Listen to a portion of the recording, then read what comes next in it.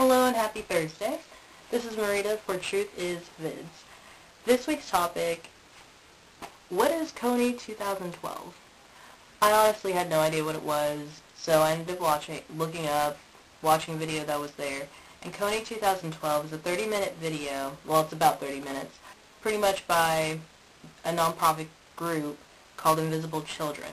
Now, Invisible Children uses, and this is word for word from their website, because my memory sucks, uses film, creativity, and social action to end the use of child soldiers in Joseph Kony's rebel war and restore LRA-affected communities in Central Africa. And if you don't know what LRA is, because I know I didn't, LRA stands for Lord's Resistance Army.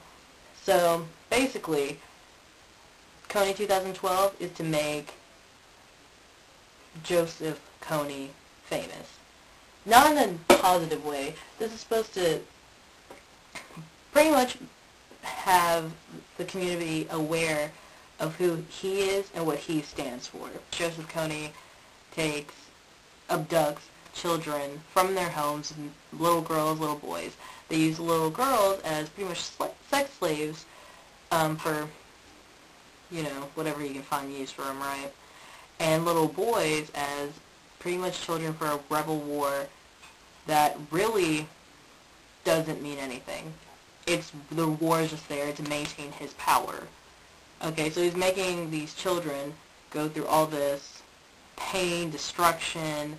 He had some of these children mutilate people's faces and just have them go through so much agony just so he can keep his power.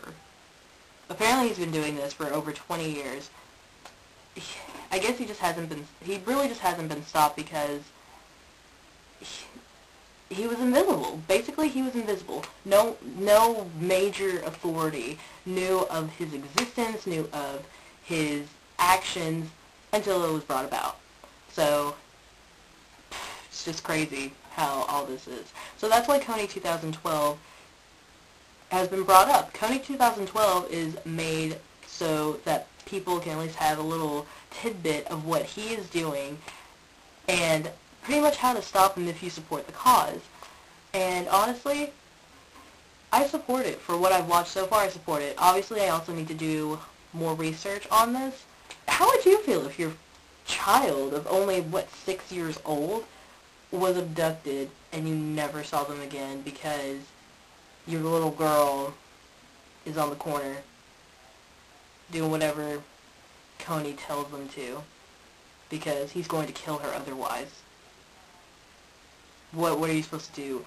Or, you don't see your little boy again because he died in a war, because he tried to escape from Kony's army because the little boy wanted better for himself, wanted to see his family, but he gets killed because he tried to escape. What do you do? How would you feel if that happened to you, honestly? And apparently, according to the video, really our government can't do anything about it because of, I guess, foreign policy is how they explained it. Like I said, I need to do more research.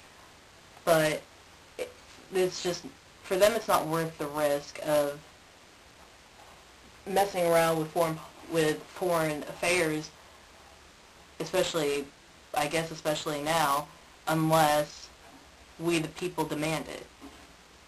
So how do we get started on that? We tell all our friends, and then they tell all their friends, the common mindset, but at the same time, there's also that argument, that's not our battle. But how long do we keep it out of our business until it comes to affect us? This man, Joseph Kony, only started I guess he had a little bit of, in Uganda I believe is where it was started, but now he's spreading more into Africa. So what happens if we just keep this silent, keep this ignored?